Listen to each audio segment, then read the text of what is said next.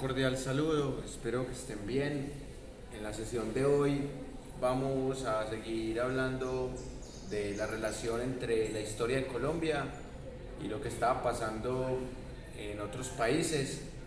Hoy vamos a continuar con la época de los 50, pero vamos a conectar con el proceso de nacimiento del Frente Nacional en Colombia. La vez pasada estuvimos hablando de cómo se dio la dictadura de Laureano Gómez Castro, que si bien se montó con votos, había sido cómplice de grupos de exterminio como los pájaros, los chulavitas, y el gobierno de Rojas Pinilla no solo se montó por la fuerza, sino que también tuvo comportamientos dictatoriales con la oposición, con la gente que protestaba, y este caos institucional hizo que Colombia fuera gobernada por una junta militar de 5 presidentes que duró un año. Entonces, la idea de hoy es analizar ese contexto, cómo se conecta con lo que estaba pasando en el mundo, con el asunto de la Revolución Cubana y de las tensiones entre Estados Unidos, la Unión Soviética, y también cómo entra a jugar ahí China. Entonces, vamos a analizar, como es costumbre, distintas fuentes de lo que estaba pasando en ese contexto histórico, y en esta primera parte vamos a mostrar 3 miradas de lo que sucedía en la política. Inicialmente quiero que analicemos algunas tesis más de este libro de Alberto Velázquez Martínez, llamado Colombia entre el sismo y el cisma. Y acá hay un capítulo dedicado a lo que es el Frente Nacional, y por eso quiero compartirles un apartado que se llama el lío constitucional, que es el que se convierte en la transición entre la dictadura de Rojas Pinilla, la dictadura de los 5 militares y lo que sería la presidencia de Alberto Lleras Camargo. Voy a leerles un párrafo que es muy útil para entender esa transición en Colombia. Bueno, dice así: un día antes del 10 de mayo del 57, el general Rojas Pinilla fue reelegido por la constituyente de Bolsillo para el periodo 58 al 62. Era la misma corporación que meses antes, en un fugaz momento de lucidez, en medio de tanta penumbra, aprobó el voto femenino con un encendido discurso en defensa de los derechos femeninos por parte de Alzate Avendaño, y con el voto negativo, inexplicable por cierto, de Guillermo León Valencia. Bueno, este Guillermo León Valencia, que sería el presidente dictador del 62 al 66, y más adelante lo vamos a profundizar, y curiosamente es el abuelo de Paloma Valencia, la uribista famosa en este momento. Ese acto justiciero de reivindicación femenina fue refrendado por el plebiscito del 1 de diciembre de 1957. Entre los votos que le dieron al espurio título a Rojas estuvieron los de Castor Jaramillo Arrubla, quien sería canciller en el gobierno de Guillermo León Valencia, José María Nieto, padre de Nieto Roa, defensor del presidente Samper, general Amadeo Rodríguez, conocido de autos en los desórdenes y crímenes de la Cámara de Representantes en noviembre del 49. Por supuesto, el de Samuel Moreno, el yernísimo del general jefe supremo, Humberto Silva Valdivieso, agresivo dirigente santandereano, quien le faltó al respeto a Carlos Lleras utilizando los peores epítetos en la instalación del Congreso en 1970, y Nacho Vives, el fogoso y habilidoso orador samario que sostuviera el célebre debate contra Fadul y Peñalosa en el año 69, que estuvo a punto de dar al traste con el gobierno de Carlos Lleras. El único voto en contra de Rojas fue el de Emilio Robledo Uribe, quien sufragó por Luis Navarro Ospina como acto de protesta por la reelección, pero dejando en claro que refrendaba la constitucionalidad de la ANAC para tomar esa decisión soberana. Bastante incómodo, por cierto, estuvo Navarro Ospina con ese homenaje. Con él buscaba el autor avalar un título a un personaje que venía siendo repudiado por el país. Miren ustedes que ya en este contexto aparecen los primeros clanes que aún siguen teniendo injerencia en la politiquería colombiana. Está el clan Peñalosa, el clan Valencia, está el clan Lleras, el clan Moreno y obviamente el clan Gómez. Mire que estos apellidos se siguen repitiendo en alcaldes, congresistas, candidatos a la presidencia. Si de algo sirve leer esta época de la historia y otras épocas, es mirar que el poder ha estado concentrado en unas familias y que este país tiene una oligarquía muy poderosa. Y acá, en este último párrafo que les voy a leer de este apartado, van a notar ustedes que este lío constitucional tiene que ver bastante con los caciques politiqueros que en este caso eran antirrojistas o estaban en contra de Gustavo Rojas Pinilla. Y dice lo siguiente: los jefes políticos antirrojistas responderían al acto de la constituyente rebatiendo los argumentos en los cuales se fundamentaba la reelección de Rojas. Le desconocieron su validez muchos de los que 3 años antes en la misma corporación habían votado para legitimar el golpe de Rojas. Ahora negaban su entidad institucional. Firmaron esa declaratoria de guerra jurídica Alberto Lleras. Miren pues, Alberto Lleras, que fue presidente del 58 al 62 y que había sido encargado del 45 al 46 cuando renunció Alfonso López Pumarejo.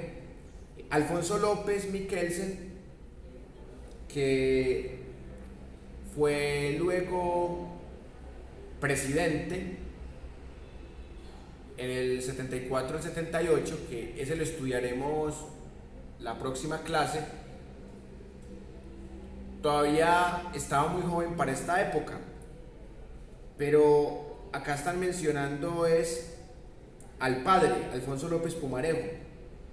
Eduardo Santos, que es el abuelo de Juan Manuel Santos, que había sido presidente entre el 38 y el 42. Mariano Ospina Pérez, que había sido presidente entre el 46 y el 50. Guillermo León Valencia, que fue presidente entre el 62 y el 66. Carlos Lleras Restrepo, que fue presidente entre el 66 y el 70. Belisario Betancur, que fue presidente entre el 82 y el 86. Es decir, los jefes políticos con sus estados mayores. Miren, todos esos tipos que firmaron esa declaratoria de guerra jurídica, todos fueron presidentes. Eso demuestra que este país es muy predecible y sobre todo en esta época.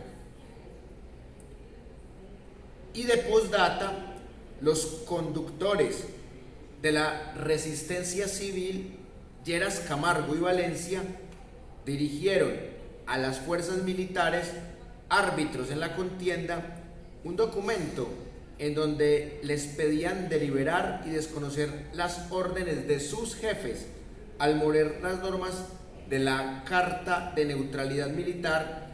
Estaban ni más ni menos justificando los medios para alcanzar los fines del restablecimiento de la normalidad democrática.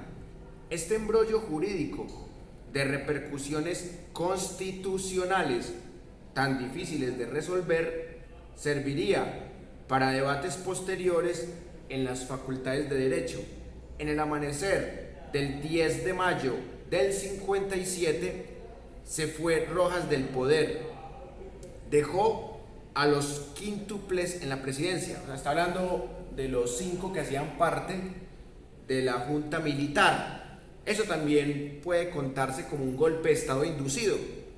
Pero miren, el tipo se había hecho reelegir hasta 1962 y se vio obligado a renunciar el 10 de mayo del 57. ¿Qué demuestra esto? Que Colombia estaba regida por una dictadura oligárquica en donde Rojas Pinilla dio un golpe que fue aceptado porque las élites querían, de ambos partidos, pero cuando él quiso perpetuar su dictadura hasta 1962, fue esta misma élite, esta misma oligarquía, la que el 10 de mayo del 57 lo frenó. Se firmó otro acuerdo entre Gómez y Lleras, o sea, mejor dicho, los dos caciques de los partidos tradicionales, Laureano Gómez Castro, cacique del Partido Conservador, y Alberto Lleras Camargo, cacique del Partido Liberal. En España, allá donde se firmó este acuerdo entre los dos caciques, la Junta Militar de Gobierno convocó a un plebiscito el 1 de diciembre del 57. Bueno, este fue el primer plebiscito del país. El segundo fue el que ustedes ya conocen, del 2016, para buscar tímidas reformas políticas. Las grandes mayorías dijeron sí a su contenido. Miren que este plebiscito sí obtuvo como triunfador el sí. En cambio, el plebiscito que nos tocó en el 2016 tuvo como ganador el no. Luego se eligió a Lleras Camargo para el periodo 58-62, comenzando así el Frente Nacional, que rigió 16 años, periodo que garantizaba la alternación de los dos partidos en el poder y la paridad política en la administración pública. Los quíntuples militares presidentes que gobernaron el país entre el 10 de mayo del 57 y el 7 de agosto del 58 mirarían con larvada simpatía el relevo de Valencia por Lleras. No estaban cicatrizadas aún las heridas que en su imprudencia oratoria Guillermo León les había causado cuando señaló a las Fuerzas Armadas como miembros de un ejército de ganaderos. Los militares continuaban irritados y por eso han debido de frotarse las manos de satisfacción cuando Valencia quedó descabezado. Nuevamente, no había plazo que no se venciera ni deuda que no se pagara. Laureano Gómez, el antiguo contradictor de los generales, había cancelado por estos tal acreencia.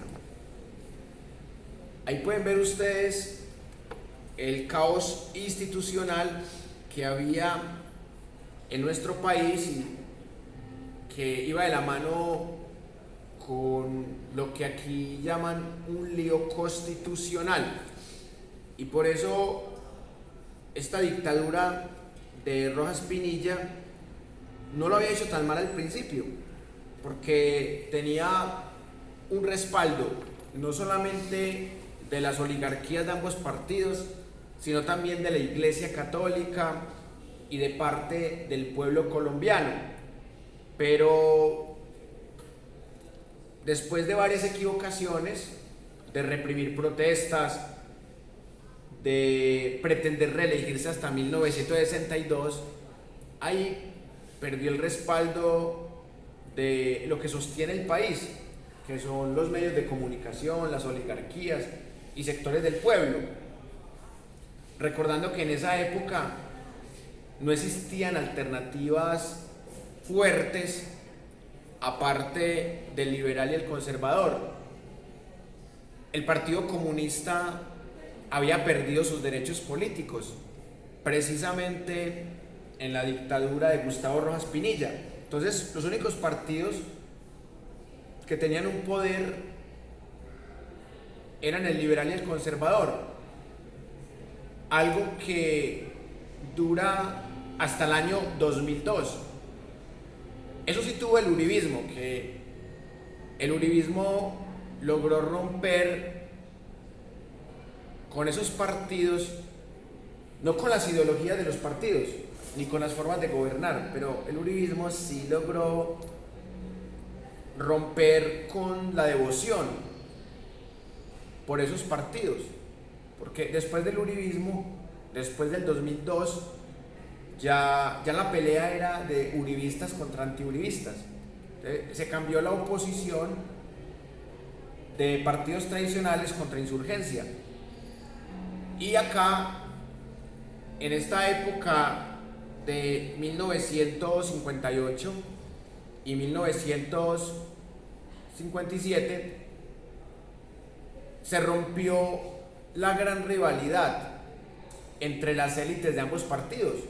Seguían matándose entre conservadores y liberales rasos, pero las élites hicieron un pacto que se repartían el poder 4 años para ustedes, 4 años para nosotros, y eso fue lo que se llamó el Frente Nacional.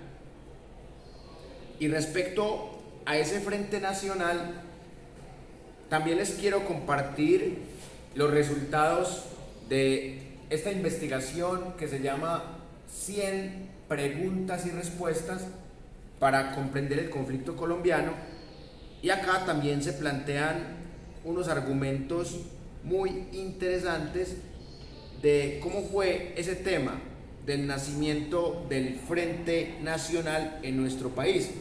Voy a compartirles unos párrafos de esta investigación para que lo comparemos con el libro de Alberto Velázquez Martínez, y van a notar ustedes algunas pequeñas diferencias en la interpretación historiográfica.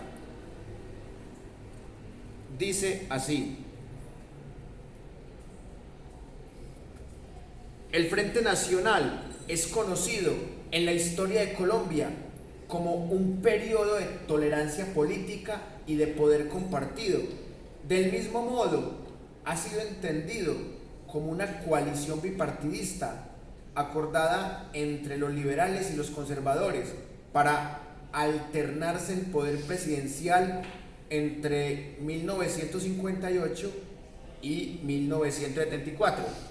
Acá en este párrafo hay algo muy interesante para discutir, eso de la tolerancia política, porque la tolerancia suele verse como algo bueno, pero la tolerancia también implica como me caes mal pero te tolero, o me siento superior o soy superior pero te tolero.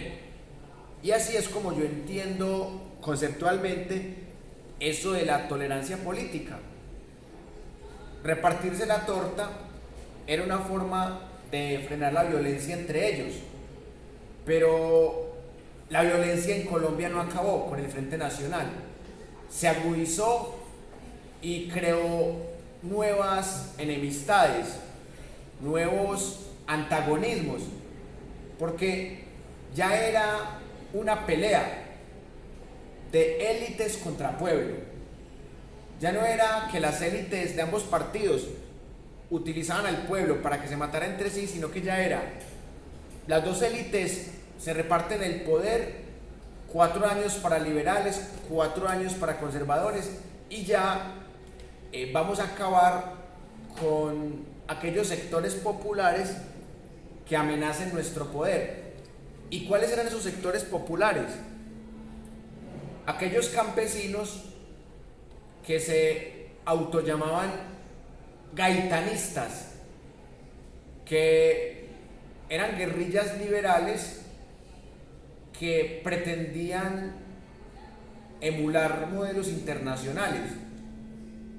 En Colombia el comunismo había sido sacado del poder, porque recuerden que en la época de Enrique Olaya Herrera, de López Pumarejo, de Eduardo Santos, el Partido Comunista podía votar.